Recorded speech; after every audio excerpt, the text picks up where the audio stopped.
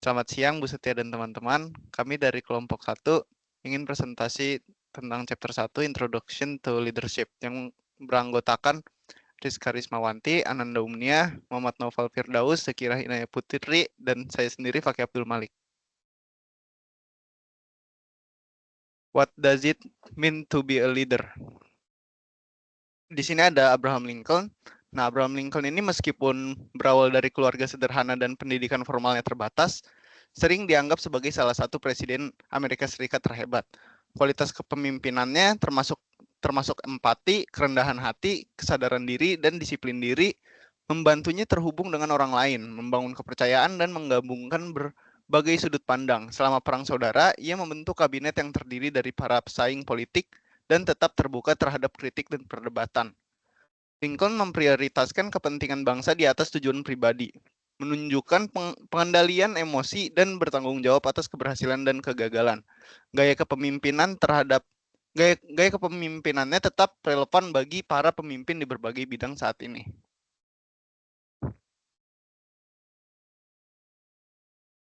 Why we need effective leadership. Kepemimpinan merupakan fenomena yang kompleks dan sulit didefinisikan secara pasti. Meskipun kita mengenalinya ketika melihatnya. Kasus-kasus skandal di perusahaan besar seperti Wells Fargo, WeWork, eBay, dan Volkswagen menunjukkan bahwa kurangnya integritas, etika, dan kecerobohan dalam kepemimpinan dapat membawa dampak buruk bagi organisasi. Meskipun demikian, contoh kepemimpinan yang baik tetap ada di berbagai organisasi, baik besar maupun kecil. Tantangan dalam mendefinisikan kepemimpinan tetap ada karena sifatnya yang multifaset, seperti yang dikatakan oleh James McGregor Burns. Kepemimpinan sering diamati namun sulit dipahami sepenuhnya.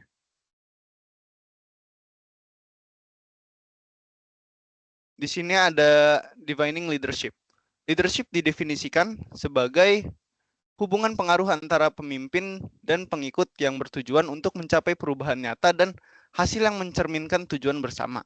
Kepemimpinan melibatkan pengaruh timbal balik, di mana baik pemimpin maupun pengikut berperan aktif.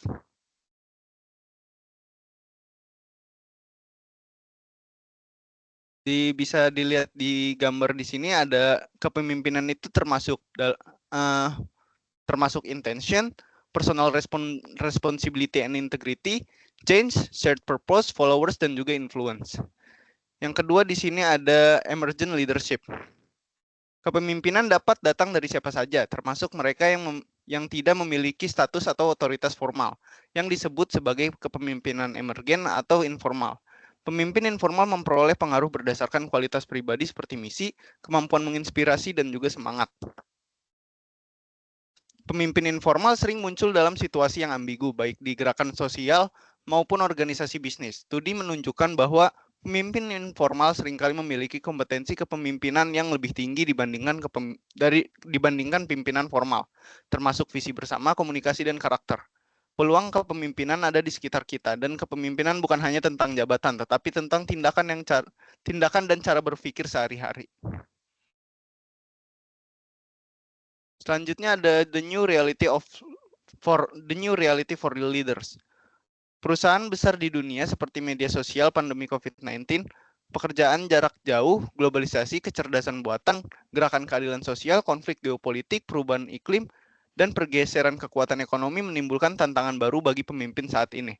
Bisa dilihat pada gambar, dari yang dulunya itu ada old paradigma leader, dan yang berpindah ke yang sekarang yaitu new paradigma leader. Yang dulu itu ada stabilizer, yang sekarang ada crisis manager, dan seterusnya yang akan kita bahas pada slide selanjutnya. Yang pertama di sini ada from stabilizer to crisis manager. Dulu banyak pemimpin percaya bahwa menjaga kestabilan organisasi akan menjamin kesuksesan. Namun di dunia yang terus berubah seperti sekarang, kestabilan semakin tidak mungkin tercapai. Pandemi COVID-19 pada tahun 2020 menghancurkan ilusi kestabilan ini. Dan peristiwa-peristiwa seperti krisis Boeing dan Volkswagen menguji keyakinan bahwa kesuksesan dapat dicapai tanpa kemampuan manajemen krisis yang baik. Boeing mengalami krisis besar setelah 2 kecelakaan fatal dengan 737 MAX dengan Volkswagen, sedangkan Volkswagen harus menghadapi skandal emisi yang merusak reputasi mereka. Pemimpin masa kini harus menerima kenyataan, perubahan, dan krisis sebagai bagian dari pekerjaan mereka dan menggunakan situasi ini untuk energi dan pembaruan diri. Adaptabilitas sebagai kunci utama kepemimpinan saat ini. Selanjutnya akan dilanjutkan oleh Noval. Baik, selanjutnya from controller to facilitator atau dari mengendali ke fasilitas. Dahulu para pemimpin percaya bahwa kontrol ketat dan struktur hierarki yang kaku diperlukan agar organisasi berfungsi. Namun, pandangan ini berubah menurut survei Bain and Company. Mayoritas eksekutif sekarang sepakat bahwa kekuasaan dan tanggung jawab sebaiknya diberikan kepada karyawan di garis depan. Pemimpin modern lebih berfokus pada memberdayakan karyawan daripada sekedar memerintah dan mengendalikan. Mereka bertindak sebagai fasilitator, membantu tim mengatasi hambatan, menyediakan dukungan, dan memfasilitasi pembelajaran. Selanjutnya, ada from competitor to collaborator, yaitu sebagai dari komposisi bersaing dan menjadi kolaborasi. Teknologi digital dan media sosial telah membuat konektivitas lebih mudah, mengaburkan batas-batas antar organisasi. Di era yang terhubung ini, kolaborasi menjadi lebih penting daripada persaingan. Pemimpin sukses sekarang memanfaatkan ide, bakat, dan sumber daya dari berbagai pihak, mendorong kerja sama tim dan kolaborasi. Mereka bekerja sama dengan pemasok, pelanggan, pemerintah, dan organisasi lain untuk menciptakan nilai bersama. Contohnya Jennifer Loving mendirikan organisasi Nirlaba Destination, home yang menyatukan berbagai pihak untuk mengatasi masalah tunawisma di Santa Clara, California. Dengan kolaborasi tersebut, sejak 2015, lebih dari 5.000 orang tunawisma telah mendapatkan rumah. Kolaborasi ini lebih menantang daripada persaingan, karena pemimpin harus mengembangkan pola pikir kolaboratif, menciptakan lingkungan kerja yang mendukung, menjaga komunikasi terbuka, dan menggunakan pengaruh mereka untuk menyelesaikan masalah dan mendorong kemajuan bersama. Selanjutnya ada from diversity avoider to diversity promoter, yaitu banyak organisasi tradisional dibangun berdasarkan keseragaman dan pemisahan, di mana orang-orang dengan keterampilan serupa dikelompokkan dalam satu departemen. Meskipun ini membuat komunikasi lebih mudah, pemikiran yang seragam bisa berbahaya di dunia semakin beragam dan multinasional. Pemimpin yang mendorong keberagaman di tempat kerja terbukti meningkatkan kesuksesan organisasi. Misalnya, kepala Amazon Studio yaitu Jennifer Salk menyadari bahwa kurangnya keberagaman menyebabkan kegagalan proyek-proyek sebelumnya. Dengan membentuk tim yang lebih beragam, Amazon Studio kini menghasilkan cerita yang lebih beragam untuk menarik audiens global. Selanjutnya.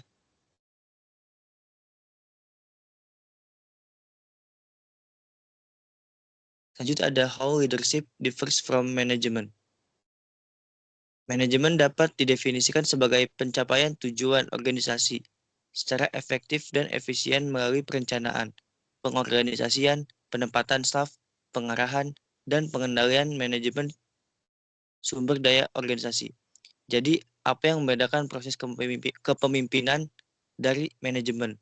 Manajer dan pemimpin pada dasarnya bukanlah tipe orang yang berbeda. Ada manajer di semua tingkat hierarki yang juga merupakan pemimpin yang baik. Dan banyak orang yang dapat mengembangkan kualitas yang dibutuhkan untuk kepemimpinan dan manajemen yang efektif. Keduanya penting dalam organisasi dan harus diintegrasikan secara efektif untuk menghasilkan kinerja yang tinggi. Artinya, kepemimpinan tidak dapat menggantikan manajemen. Keduanya harus berjalan beriringan. Selanjutnya, providing direction and purpose. Kepemimpinan dan manajemen sama-sama memberikan arahan bagi organisasi, tetapi fokusnya berbeda. Manajemen itu berfokus pada perencanaan rinci dan pengalokasian sumber daya untuk mencapai tujuan jangka pendek. Sementara kepemimpinan berfokus pada menciptakan visi masa depan, melihat peluang, dan merencanakan perubahan jangka panjang. Misalnya, CEO dari Bio Collection memiliki visi untuk mengatasi limbah plastik yang sulit didaur ulang dan telah mengembangkan proses yang mengubah limbah plastik menjadi bahan kimia yang berguna. Visi adalah gambaran ambisius tentang masa depan yang diinginkan untuk organisasi atau tim. Selanjutnya ada Lightning Followers. Manajemen berfokus pada pengaturan struktur, memperkerjakan staf, dan mengembangkan kebijakan untuk mencapai rencana. Sementara itu, kepemimpinan lebih pada mengomunikasikan visi dan menciptakan budaya serta nilai-nilai bersama untuk mengarahkan organisasi menuju tujuan jangka panjang. Contohnya, Jacinda Ardern, Perdana Menteri Selandia Baru, berhasil memimpin negara melawan COVID-19 dengan menyelaraskan pemerintah, pakar kesehatan, dan masyarakat di sekitar visi untuk memberantas virus tersebut. Ia menggunakan komunikasi efektif dan langkah-langkah tegas, sehingga Selandia Baru itu menjadi salah satu negara paling sukses dalam menangani pandemi COVID-19 tersebut. Selain itu, kepemimpinan mendorong orang untuk belajar, berkembang, dan bertanggung jawab. Ini bisa dibandingkan dengan cara seseorang dosen yang memberi instruksi ketat seperti manajemen atau yang menginspirasi siswa untuk berpikir kreatif dan mandiri seperti pemimpin. Baik, selanjutnya akan dilanjutkan oleh Zakira. Baik, selanjutnya ada building relationship, di mana di dalam hal hubungan, manajemen itu berfokus pada memaksimalkan hasil dari karyawan agar tujuan produksinya itu tercapai dan barang serta jasa dapat diberikan pada tepat waktu. Nah, di sini kepemimpinan itu lebih berfokus pada menginspirasi dan memotivasi orang agar mereka bersemangat mencapai tujuannya. Nah, kepemimpinan didasarkan pada pengaruh pribadi dan kepercayaan, bukan dari paksaan. Nah, seorang pemimpin itu menggunakan motivasi, tantangan, dan tujuan untuk mempengaruhi orang, bukan melalui hukuman atau hadiah. Lalu di sini ada developing personal leadership quality, di mana kepemimpinan bukan hanya tentang keterampilan, tapi juga tentang kualitas pribadi seperti antusiasme, integritas, keberanian, dan kerendahan hati. Nah, di sini kepemimpinan itu berasal dari kepedulian yang tulus terhadap pekerjaan dan orang lain, serta membutuhkan adanya keterhubungan emosional, tidak seperti manajemen yang lebih formal dan menjaga jarak emosionalnya. Nah, pemimpin yang baik menciptakan rasa kebersamaan dan memberikan ruang bagi orang untuk berkontribusi pada hal yang berarti gitu. Berbeda dengan halnya manajemen yang hanya berfokus pada memberi jawaban.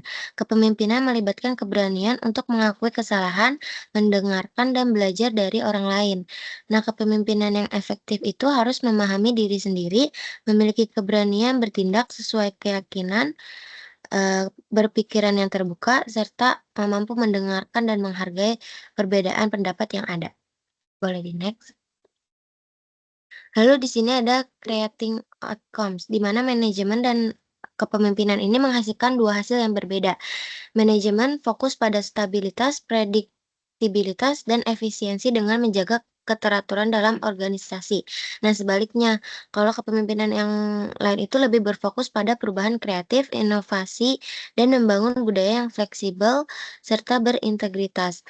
Nah, di sini ada gambar yang menunjukkan beberapa perbedaan utama antara manajemen dan kepemimpinan, di mana manajemen ini berfokus pada perencanaan, pengorganisasian, dan pengendalian dengan tujuan menjaga stabilitas dan struktur.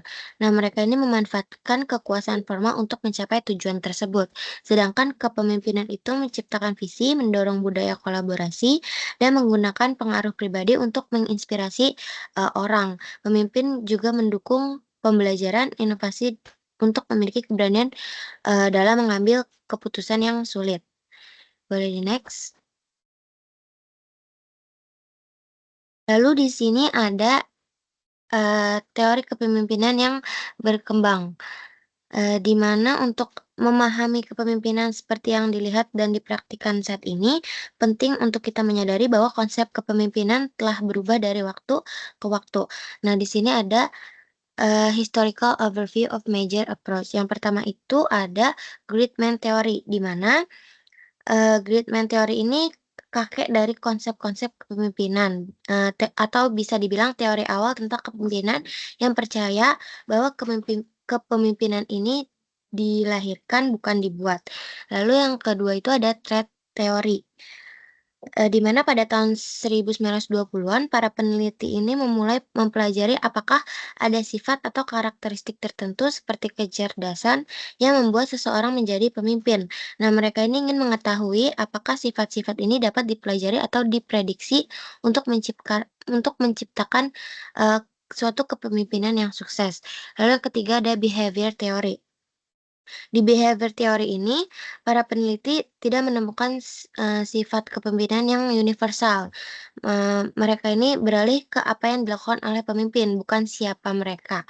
Nah, penelitian ini dimulai pada tahun 1950-an dan berfokus pada aktivitas dan perilaku pemimpin dalam pekerjaan-pekerjaan mereka. Lalu yang keempat ini ada contingency theory.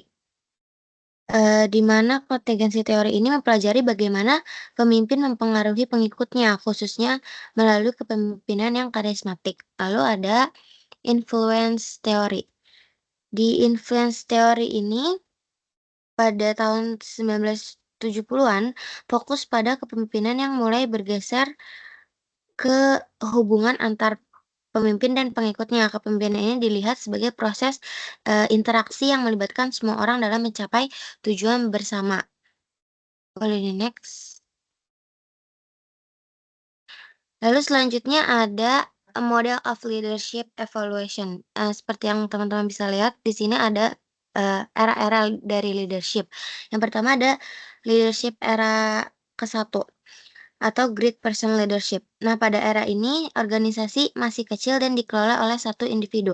Pemimpin seringkali dipandang sebagai orang besar dengan sifat heroik yang mengandalkan segala sesuatu.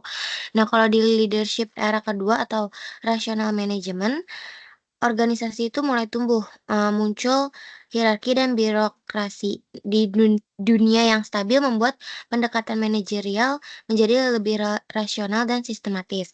Nah, kalau di leadership era ketiga atau team or lateral leadership, di era ini tuh muncul ketika dunia tidak lagi stabil, seperti pada tahun 1970-an sampai 1990, dan pendekatan manajemen yang rasional itu udah nggak efektif. Kompetensi global dan perubahan ekonomi memaksa organisasi untuk bergerak ke arah tim dan adanya kolaborasi. Nah, kalau misalkan leadership yang era keempat ini atau Engliston leadership, di era keempat ini eranya tuh udah digital dan media sosial pada saat seperti saat ini. Segala sesuatu berubah dengan cepat dan kepemimpinan yang tercerahkan diperlukan untuk memastikan fleksibilitas dan respon cepat terhadap perubahan lingkungan. Nah, pemimpin ini harus fokus pada hubungan, jaringan, serta nilai-nilai dan visi bersama, bukan pada kontrol hierarkis. Selanjutnya akan dilanjutkan oleh Nanda.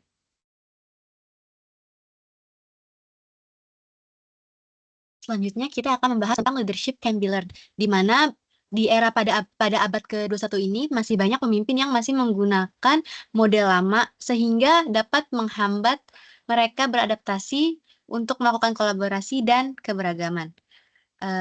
Di leadership can be learned ini ada leader fatal flaws, di mana salah satu aspek terpenting dalam beralih dari paradigma kepemimpinan baru adalah memiliki keterampilan interpersonal sehingga dapat membangun budaya kinerja, kepercayaan, kolaborasi, dan inklusi.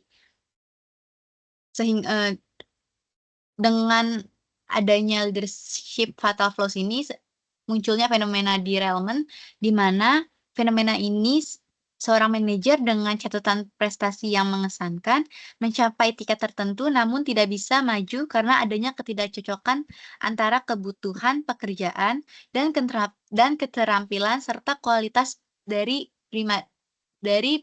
manajer tersebut. Di sini ada 5 fatal flaws yang dapat menyebabkan fenomena derailment. Yang pertama itu ada performance problem, di mana manajer ini dia tuh terlalu sering melakukan promosi terhadap dirinya sendiri, melakukan politik, terus dia mengingkari janji-janji yang telah dia buat. Yang kedua itu ada problem with relationship, di mana si manajernya ini tidak memiliki tingkat kepekaan terhadap lingkungan sekitar, manipulatif, dan tidak dapat dipercaya antara koleganya dan customer. Yang ketiga itu ada difficulty changing, di mana manajer ini tidak belajar dari kesalahan sebelumnya untuk merubah kebiasaan buruknya. Pada saat zaman dulu, dia nggak bisa menangani pressure dan tidak mau merubah manajemen untuk untuk menemukan gaya style yang lebih baik.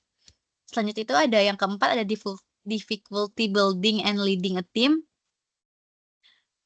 Yang kelima itu ada to narrow management experience. Selanjutnya itu ada leader good behavior,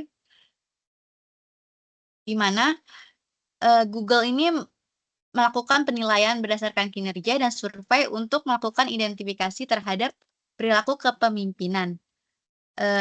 Google sendiri memiliki beberapa indikator untuk menilai seseorang tersebut apakah baik atau tidak. Yang pertama itu ada jadilah pelatih yang baik, yang kedua ada berikan pemberdayaan kepada tim dan menghindari micromanagement, yang ketiga menciptakan lingkungan tim yang inklusif dengan menunjukkan perhatian terhadap keberhasilan dan kesejahteraan, yang keempat ada jadilah produktif dan berorientasi pada hasil. Selanjutnya itu ada komunikator yang baik dan dengan tim Anda, lakukan pengembangan karir dan diskusi kinerja, memiliki visi dan strategi yang jelas untuk tim, memiliki keterampilan teknis yang kuat agar Anda bisa memberikan saran kepada tim, dan melakukan berkolaborasi di seluruh Google, dan jadilah pengambilan keputusan yang kuat. Selanjutnya itu ada how to use this book to learn leadership competency, di mana skill leadership ini dapat dibentuk dan dikembangkan oleh setiap orang berdasarkan pengalamannya. Menjadi pemimpin yang efektif dapat melakukan proses pengembangan kesadaran tentang kekuatan dan kelemahan yang dimiliki oleh dirinya sendiri, menerapkan pengetahuan dan pengalaman masa lalu yang dimilikinya juga, dan dengan sengaja memilih untuk melakukan pekerjaan yang sulit, namun memuaskan dalam mempelajari dan meningkatkan keterampilan serta kualitas yang akan membantu untuk menjadi pemimpin yang unggul. Seperti kata psikolog Abraham Maslow, di mana mengatakan penguasaan akhir suatu keterampilan sebagai pencapaian kompetensi tidak sadar, yang berarti para pemimpin dapat menjadi sangat terampil dalam melakukan sesuatu, sehingga itu terjadi tanpa berpikir, tanpa adanya usaha khusus. Selanjutnya itu ada self-awareness dan skill building yang dapat meningkatkan leadership kompetensi. Ada 4 stage, di mana stage yang pertama itu unconsciously incompetent, di mana ketidaktahuan yang tidak sadar, yang berarti tidak memiliki keterampilan dan bahkan tidak sadar bahwa Anda memiliki kekurangan dalam melakukan keterampilan dalam leadership.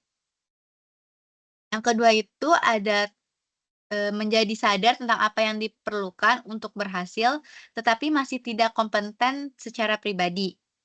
Yang tahap ketiga itu ada di mana latihan menjadi sangat menyenangkan, dan keempat itu ada keterampilan menjadi bagian integral dari diri Anda.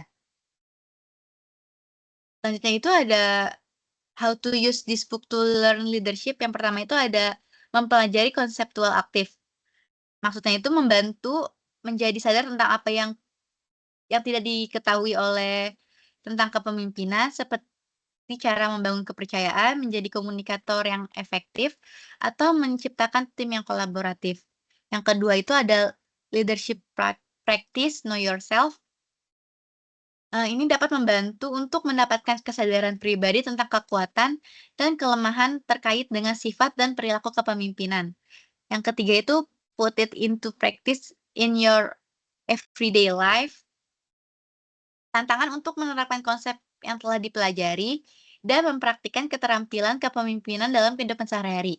Yang keempat itu ada expand your leadership skill, di mana menyediakan latihan untuk memperluas keterampilan kepemimpinan secara spesifik melalui aplikasi, permainan peran, dan latihan lainnya. Dan yang terakhir itu ada apply your leadership skill, di mana memberikan kesempatan untuk menerapkan kesadaran dan kompetensi kepemimpinan untuk mencapai masalah yang dihadapi pemimpin. Selanjutnya dilanjutkan oleh teman saya. Baik, selanjutnya di sini ada organization of this book. Di mana studi ini tuh bertujuan untuk mengeksplorasi transisi ke paradigma baru di dalam manajemen versus kepemimpinan. Dengan fokus yang pentingnya ini kepemimpinan dan transisinya ke paradigma baru. Studi ini juga mengeksplorasi perspektif penelitian utama, termasuk perilaku manusia dan teori kontingensi. Yang relevannya itu untuk memahami peran pemimpin di dalam bentuk perilaku organisasi. Studi ini juga membahas pentingnya kepemimpinan pribadi, menciptakan hubungan yang efektif, memotivasi orang lain, berkomunikasi sebagai pemimpin, serta menggunakan kekuasaan dan berpengaruh. Sekian presentasi dari kelompok kami, kurang lebihnya mohon maaf. Terima kasih.